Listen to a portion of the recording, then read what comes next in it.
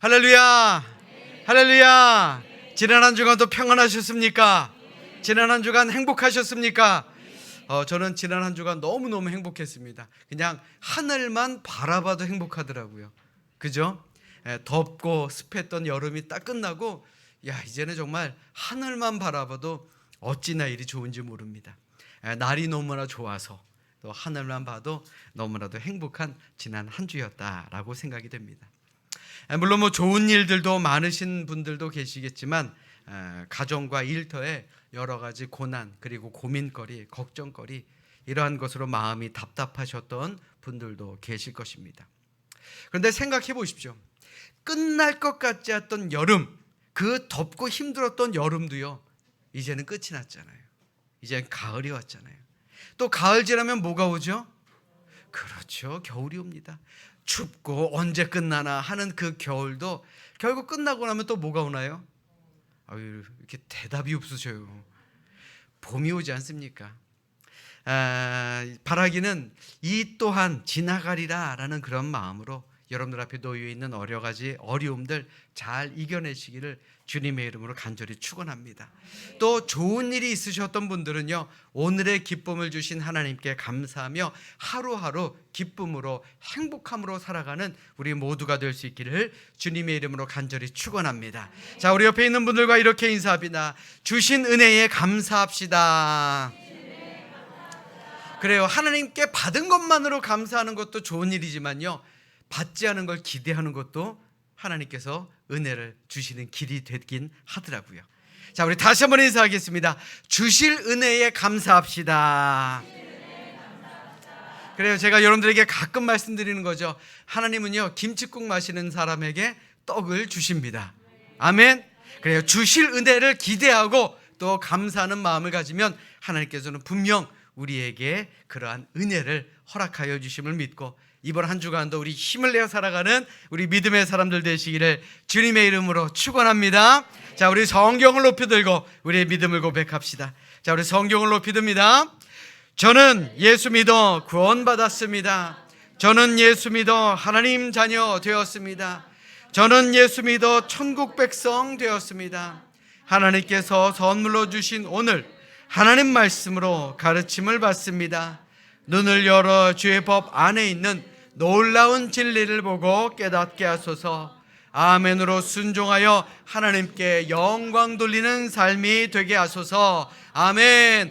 고백한 대로 사시기를 주님의 이름으로 축원합니다. 2019년 인터넷 좋은 뉴스라는 사이트가 있는데, 거기에 올라온 한 작은 이야기를 여러분들에게 소개해 드릴까 합니다. 미국에 있던 한 부부가 겪은 실제 이야기라고 합니다. 월남전이 끝나가던 어느 해 한 부부가 파티에 참석하기 위해서 집을 나서려는데 전화벨이 울리기 시작합니다. 급하게 받았는데 그 전화에는 베트남에서 복무하던 아들의 전화였습니다. 아들은 수화기를 통해 이렇게 엄마에게 말합니다. 엄마, 저예요. 저 베트남에서 군 복무가 끝나서 이제 집으로 돌아가려고요. 그러자 어머니는 그래, 정말 잘 됐구나. 언제 집에 오니? 라는 기대 섞인 목소리로 아들에게 말합니다. 그런데 아들은 엄마의 무릎에 이렇게 대답을 하는 것입니다. 그런데 엄마, 제가 친구 한 명을 좀 집에 데려가야 할 것 같아요. 그런데 엄마가 그 친구에 대해서 좀 미리 알아둬야 될 사실이 있어요. 이 친구는요, 전쟁 중에 두 다리를 모두 잃었어요. 그리고 한쪽 팔도 잃었고요. 게다가 얼굴도 심하게 손상되었어요. 별 볼 일 없는 친구이기는 하지만 제가 꼭 데리고 쉴 곳이 필요한 그런 친구라 꼭 데리고 가야 해요 라고 이야기합니다. 그러자 엄마는 그 아들에게 이렇게 말합니다. 아, 그래? 그 친구가 쉴 곳이 필요하다고? 그래, 그러면 우리 집으로 데리고 와서 며칠간 좀 함께 지내라. 그러자 아들은 답답하다는 듯이 이렇게 말합니다. 엄마, 제 말을 이해를 못하네요. 저 그 친구와 이제 앞으로 함께 살아야 된다라는 말이에요. 엄마는 놀라서 아들에게 이렇게 말합니다. 뭐라고? 야, 그거는 좀 무리 아니니? 그런 친구와 산다라는 것은 우리 가정으로서는 조금 무리라고 생각해. 그 친구의 사정은 안 됐지만 우리 주변에 있는 사람들이 그 아이를 보고 뭐라고 생각하겠니? 또 그 사람들에게 이 아이를 어떻게 설명할 거니? 네 아빠에게도 그렇고 친척들에게 뭐라고 설명할지 엄마는 모르겠구나. 엄마의 답이 끝나기가 무섭게 아들은 전화를 끊습니다. 그리고 그날 밤 부부가 파티를 마치고 집으로 돌아왔는데 경찰서에서 전화를 달라는 메시지 한 통을 받게 됩니다. 어머니는 이 메시지를 듣자마자 불이 나게 경찰서로 전화를 하죠. 그런데 수화기 너머로 경찰관 하나가 이렇게 말합니다. 오늘 길에서 한 젊은이를 발견했습니다. 두 다리와 한쪽 팔이 없고 얼굴은 심하게 손상이 되어 있었던 청년인데 그만 머리에 총을 쏴 자살했더군요. 그런데 신원을 확인해 보니까 당신의 아들이었습니다. 이렇게 이야기를 했다라는 것입니다. 이 충격적인 이야기는요, 우리로 하여금 많은 것을 생각하게 만듭니다. 만약 어려움을 당한 그 젊은이가 자기의 아들이었음을 알았다면 아마 이 어머니는 어땠겠습니까? 눈물로, 사랑으로, 인내로 그 아들의 상처를 감싸며 위로하며 용기를 북돋워 주었겠지요. 그러나 그 사실이 다른 젊은이의 일이라고 생각되었기 때문에 그 어머니는 사랑과 긍휼을 베풀지 못했고 결국 이런 비극적인 상황을 맞이할 수밖에 없었다라는 것입니다. 일반적으로 긍휼이라는 말은요, 불쌍히 여긴다라는 뜻을 가지고 있는 말입니다. 우리가 흔히 말하는 그 사랑은요, 대상에 따라서 표현이 달라지게 됩니다. 어른에게는 뭐라고 표현합니까? 존경이라는 말로 우리의 사랑을 표현하죠. 또 친구나 같은 무리의 사람들에게는 우정이라는 말을 통해서 우리의 사랑을 표현합니다. 그렇다면 나보다 어렵고 불쌍한 사람들에게 우리는 긍휼이라는 표현의 사랑을 베풀어 주는 그러한 삶을 살아야 된다는 것이죠. 그런데요, 이 긍휼은 하나님의 본성입니다. 하나님은 긍휼이 충만하신 그러한 분입니다. 은혜가 하나님이 죄인을 향해 품는 그 사랑의 마음이다라고 한다면 긍휼이라는 것은요, 죄의 결과로 인해 우리 비참할 수밖에 없는 우리 인간을 향한 하나님의 불쌍한 마음이다라고 말씀드릴 수 있는 것입니다. 하나님이 그런 분입니다. 우리를 사랑하시기도 하지만 정말 힘겨워하고 있는 우리에게 긍휼을 베푸시는 분이 우리 하나님이다라는 말입니다. 하나님의 성품을 가지고 계셨던 예수님도 마찬가지셨습니다.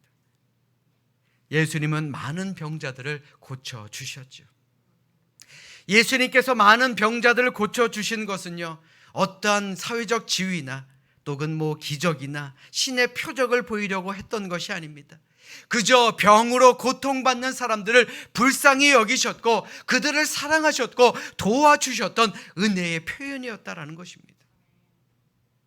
오늘 본문 말씀에서도 예수님의 긍휼, 예수님의 사랑이 아주 잘 나타나 있습니다. 예수님께서 안식일에 사람들을 가르치시려고 한 회당에 들어가십니다. 그런데 그 회당에 한 여인이 있습니다. 그 여인이 어떤 여인입니까? 18해 동안 귀신 들려 꼬부라져 몸을 펼 수 없는 그러한 불쌍한 여인이었습니다. 오늘 보면 10절로 11절의 말씀 보십시오. 예수께서 안식일에 한 회당에서 가르치실 때에 18해 동안이나 귀신 들려 앓으며 꼬부라져 조금도 펴지 못하는 한 여자가 있더라. 예수님께서 안식일에 회당에 들어가서 가르치시려는데 거기에는 18해 동안 몸이 꼬부라져 조금도 펴지 못하는 그러한 여인이 있었습니다. 사실 보기만 해도 너무나도 불쌍한 모습 아닙니까? 그렇게 오랫동안 그런 모습으로 살았으니 이 여인은 아주 긴 시간 동안 고통을 받아온 사람입니다. 물론 우리는요, 성경 어디를 봐도 이 여인이 어떠한 사람인지, 어디 출신인지, 몇 살이었는지, 또 어떤 사람인지 우리는 전혀 알 수는 없습니다. 그러나 우리가 한 가지 확실히 알 수 있는 것은 무려 18해 동안 그는 꼬부라져 앓아왔고 그것도 그냥 병이 든 것이 아니라 귀신에 들린 것 때문임을 우리에게 말씀해주고 있는 본문 말씀입니다. 그런데 이 여인에게는요, 한 가지 놀라운 점이 있었습니다. 그저 우리가 불쌍하게만 봐서는 안 된다라는 말입니다. 이 여인에게 있어서 한 가지 놀라운 점은 뭐냐? 하나님의 은혜에 대한 갈망이 있었다라는 것입니다. 우리가 이것을 봐야 됩니다. 여러분 한번 생각해 보십시오. 몸이 꼬부라져 제대로 걸을 수도 없었을 텐데 어떻게 여기까지 왔겠습니까? 또 이상하게 생긴 몸을 사람들 앞에 보이는 것도 얼마나 수치스러운 일이겠습니까? 게다가 예수님 당시 여자들은요, 공식적으로 회당 안에서 정식으로 예배를 드릴 수가 없는 그런 사회적 지위의 사람들이었습니다. 그럼에도 불구하고 이 여인은 하나님께 예배하겠다라는 강한 열망을 가지고 회당에 찾아온 것입니다. 믿음이 있었다라는 것입니다. 열정이 있었다라는 것입니다. 비록 몸은 꼬부라졌어도요. 그러한 여인을 보신 예수님께서 뭐라고 말씀하십니까? 오늘 본문 12절로 13절의 말씀, 이를 쉬운 성경으로 보면 이러합니다. 예수님께서 그 여자를 보시고 가까이 불러 말씀하셨습니다. 여자여, 네가 병에서 해방되었다. 예수님께서 그에게 손을 얹으시자 그 즉시 여인이 똑바로 일어서서 하나님을 찬양하였습니다. 여기서 포인트가 뭔가요? 저는요, 하나님을 찬양하였다가 포인트다라고 생각을 합니다. 그만큼 믿음의 열정이 있었던 사람입니다. 여러분들 잘 들으십시오. 기적은 언제나 믿음이 있는 곳에서 일어납니다. 아멘. 오늘 본문에만 보시면 이 여자에게 믿음이 있었다라고 직접적으로 나와 있지는 않습니다. 그런데 회당에서 그 불편한 장애를 가진 그 몸을 이끌고 나왔다라는 사실, 그리고 예수님께서 자신을 부르실 때에 부끄러워하고 나가지 않은 것이 아니라 담대히 나와서 예수님께 안수를 받았다라는 사실을 보면 우리는 이 여인에게 믿음이 있었다라는 것, 그것을 우리가 살펴볼 수 있지 않겠습니까? 또 병이 낫자마자 어떻습니까? 하나님께 영광을 돌립니다. 이 여인에게 믿음이 있었다라는 것을 우리에게 보여주는 말씀이죠. 웬만하면 포기할 것입니다.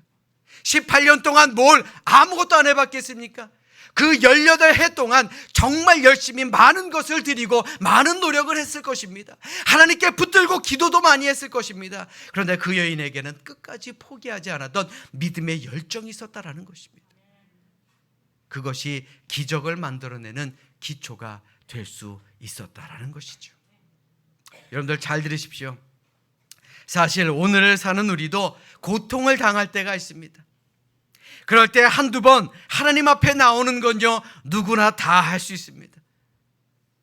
어려운 일을 겪었을 때, 어려운 일이 내 앞에 왔을 때에 하나님 앞에 나와서 기도하는 것 사실 쉬운 일입니다. 힘겨운 일이 생겼을 때 더 열심히 기도한다든지, 작정 기도를 한다든지, 금식 기도를 한다든지, 우리는 충분히 그럴 수 있습니다.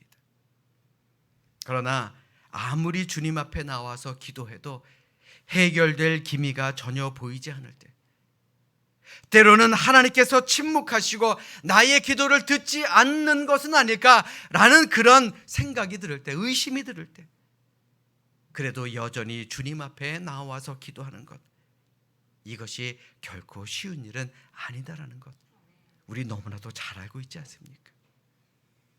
그때 필요한 것이 믿음이다라는 것입니다.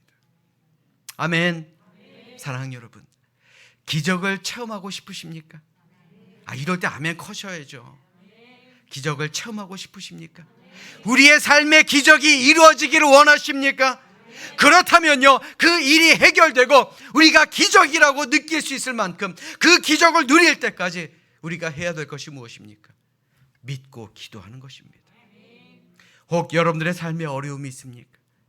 그럴 때 주님께 기도해도 응답이 없을 때도 있습니까? 그러나 실망하지 마십시오. 하나님은 분명히 하나님의 때가 되면 그 기적을 이루어 주심을 믿는 우리 모두가 되어야 할 줄로 믿습니다.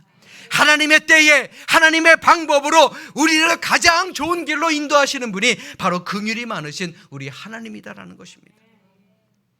믿는 자에게 기적이 일어납니다. 아멘. 그러니 기도하며 인내하고 기적을 이루는 우리 기적의 주인공들이 되시기를 주님의 이름으로 간절히 축원합니다. 아멘. 이렇게 기적적인 사건들이 일어났던 바로 그때의 그 자리에 여인들뿐만 아니라 다른 사람들도 많았습니다. 그리고 다 함께 기뻐하며 축하했습니다. 오늘 보면 17절 마지막에 보면요, 모든 영광스러운 일을 기뻐하니라 라고 말씀한 것처럼 많은 사람들이 함께 기뻐하고 또 함께 축하해 주었습니다. 자, 그런데 그 자리에는요, 전혀 다른 생각을 가진 사람들도 분명히 있었다라는 것입니다. 오늘 보면 14절의 말씀 보십시오. 이 말씀도요, 쉬운 성경으로 보면 이해하기가 조금 더 쉬워집니다. 예수님께서 안식일에 병을 고치셨기 때문에 회당장이 화가 나서 사람들에게 말했습니다. 일하는 날이 6일이 있습니다. 이런 날에 와서 병을 치료받으시오. 안식일에는 안 됩니다. 조금 희한하지 않습니까? 우리는 언뜻 이해가 되지 않습니다. 아마도 이 회당장은 이 여인을 오랫동안 보아왔고 또 알아왔을 것입니다. 그렇게 18해 동안 몸을 전혀 피지 못하고 고생하던 이 여인이 완전히 치유받는 그 놀라운 사건을 그 자리에서 바라봤으면요, 제가 만약 회당장이었으면 아마 그 회당을 동네방네 광고하고 다녔을 겁니다. 기적이 일어난 우리 회당, 여러분들도 와서 기적을 누리십시오. 그런데 그러지 않았습니다. 불쌍히 여기지 않았다라는 것입니다. 긍휼히 여기지 않았다라는 것입니다. 안식일에 자기의 회당에서 이러한 놀라운 기적이 일어나는 것보다 오히려 율법을 지키지 않은 것에 대한 화가 더 일어났다라는 것입니다.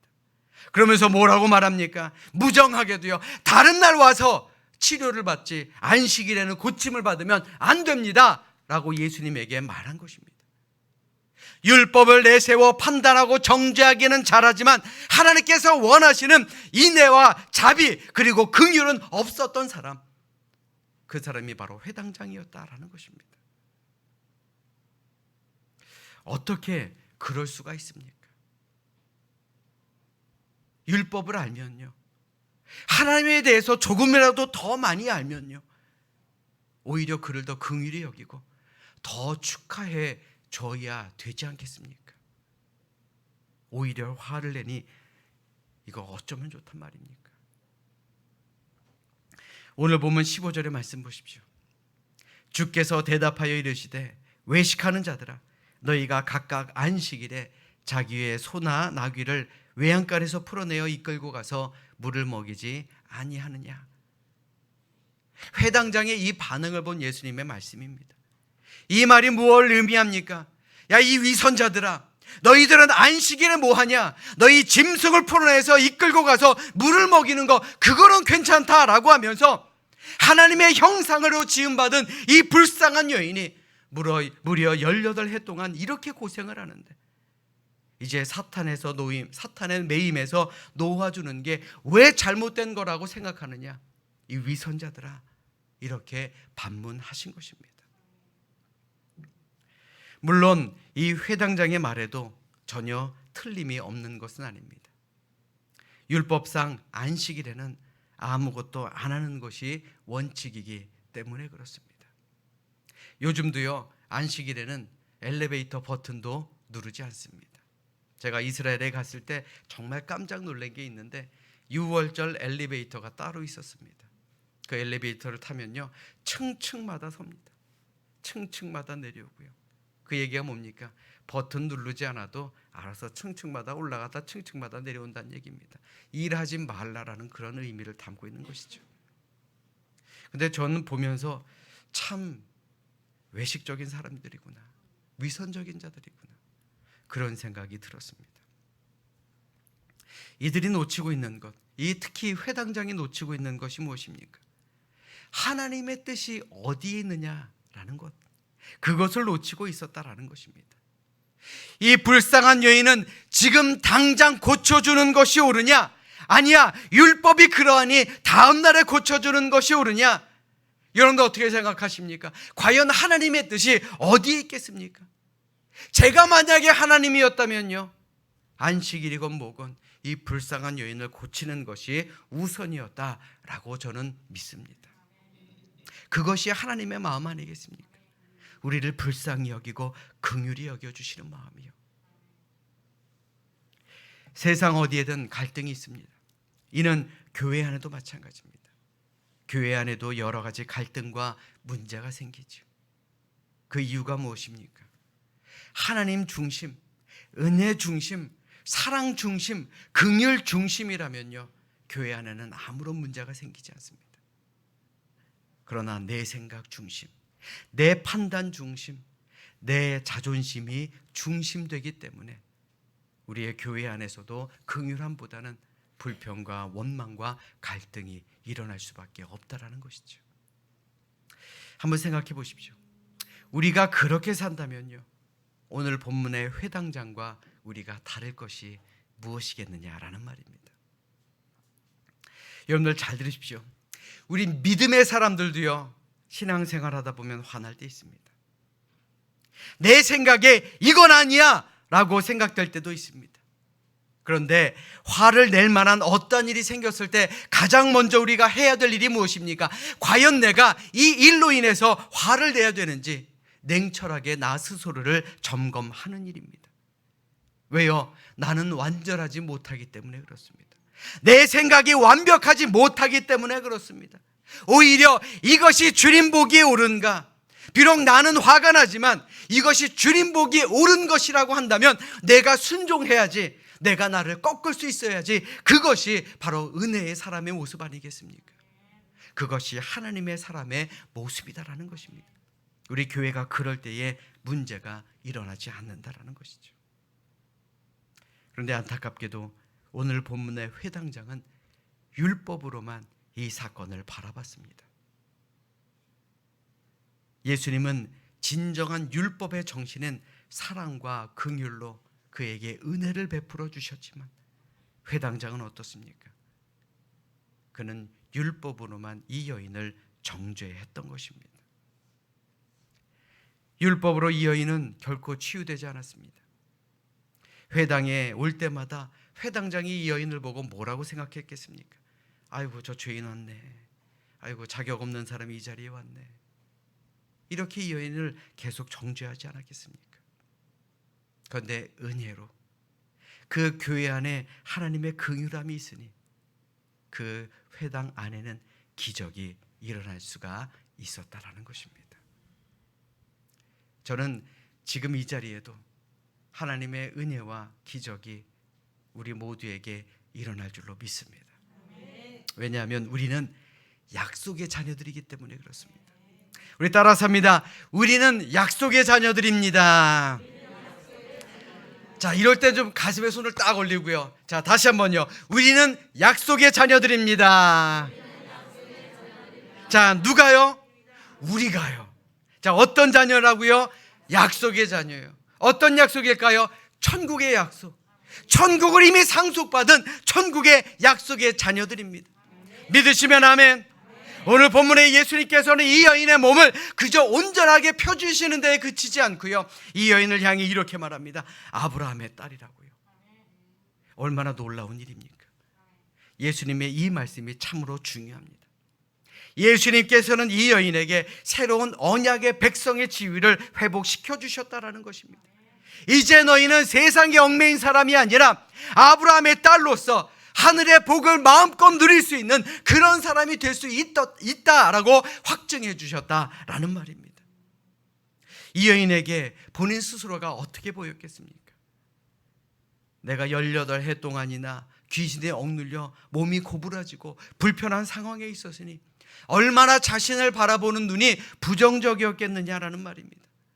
행복이라는 거요, 남의 일이다라고 생각했을 것입니다. 그러나 예수님께서는 그녀의 몸을 펴주셨습니다. 펴주신 것뿐만 아니라 새로운 희망, 즉 천국의 희망을 그에게 허락해 주셨다라는 것입니다. 아브라함의 딸이더라고요. 우리 모두 하나님의 자녀임을 믿으십니까? 자녀임을 믿으십니까? 아브라함의 자손임을 믿으십니까? 그렇다면 여러분들에게도 천국이 함께함을 믿으시기를 주님의 이름으로 축원합니다. 그런데 안타깝게도요, 오늘 우리 믿음의 사람들 중에도 여전히 우리 스스로를 부정적으로 바라보는 사람들 많습니다. 내가 불행하다, 내가 불안하다, 우리의 가정과 우리의 일터는 불행하다, 내가 하나님을 위해 좋은 거 한 일 없는데 하나님께서 나에게 무슨 복을 주실까? 라고 나 스스로를 부정적으로 생각하는 사람들도 많습니다. 그러나 더 이상 거기에 얽매이지 마시기 바랍니다. 우리는요, 존재 자체가 하나님의 자녀입니다. 천국 백성입니다. 담대하게 승리하며 살아가야 되는 그런 사람들이다라는 것입니다. 사랑하는 여러분, 우리가 구원받는 순간요, 우리는 이미 새로운 언약의 백성이 되었습니다. 우리의 새로운 운명이 시작되게 된 것입니다. 우리가 믿음의 조상 아브라함의 후손이 되고 하나님께 사랑받는 자녀가 되었기 때문에 이제 우리 앞에 살면은 은혜와 복이 임하고 우리 모두는 아주 존귀한 존재가 될 수 있음을 믿으시기를 주님의 이름으로 축원합니다. 이것이 바로 기적입니다. 내가 하나님의 자녀가 되었다는 것, 그래서 우리가 회복의 삶을 산다는 것, 이것이 기적이 아니고 무엇이겠느냐라는 것입니다. 그러므로 우리 기적을 누리는 기적의 사람들이 될 수 있기를 이 시간 주님의 이름으로 간절히 축원합니다. 생각해보면 오늘 본문에 등장한 이 여인이 예수님을 위해 한 일이 무엇입니까? 아무것도 없었습니다. 그런데 복음이 뭡니까? 아무 자격이 없는 자에게 하나님께서 예수님을 통해 큰 은혜를 부어주시는 것이 바로 복음입니다. 아멘. 우리가 보아도 나 스스로가 자신이 없습니다. 늘 죄인임을 고백하며 삽니다. 하나님 앞에 당당하기를 원하는데 참 당당하기가 어렵습니다. 그러나 염려하지 마십시오. 하나님께서 우리를 자녀 삼아주셨다라는 것, 그것을 믿으면 우리는 모두 하나님의 자녀로 승리하며 살아가게 될 줄로 믿습니다. 아브라함을 통해 약속하신 하늘의 복이 내 속에 가득하게 임하게 될 것을 의심하지 마시고 우리 기대하며 담대하게 우리에게 임할 하늘의 영광을 기뻐하며 살아가는 우리 모두가 될 수 있기를 주님의 이름으로 간절히 축원합니다. 예수님을 만날 때에 우리는 이미 하나님의 자녀가 되었습니다. 그러니 담대하십시오. 아멘. 한 자폐아의 엄마가 자신의 아들을 이렇게 묘사했습니다. 세장에 갇힌 새처럼 자기만의 세계에 빠져 사는, 그래서 세상과 소통을 거부하는 아이. 내 아이는 다른 아이들과 어울리지도 못하고 혼자만 떠도는 아이입니다. 자폐는 마땅한 약도 특별한 치료법도 없이 평생을 그렇게 살아가야만 합니다. 놀이터에서 놀다가 모래를 자기의 눈에 비벼대고요, 깨진 유리 조각을 자기 얼굴에 뿌려대는 그런 아이입니다. 그러던 어느 날 이웃의 전도로 교회를 나가게 됩니다. 그리고 자신의 죄를 깨닫고 회개하며 예수님을 자신의 구주로 영접했습니다. 그러자 이 아이에 대한 기도 제목이 바뀌는 겁니다. 이 아이에 대한 자신의 생각이 바뀌는 것을 느끼게 됩니다. 하나님, 더 이상 이 아이의 과거를 바라보지 않겠습니다. 제 아이가 짐이 되는 존재가 아닌 축복이 되는 존재로 살게 하여 주시옵소서. 이제 이 아이의 미래를 저는 감사함으로 바라보며 이 아이를 제가 살아있는 기간 동안 섬기며 살겠습니다. 이렇게 기도 제목이 바뀝니다.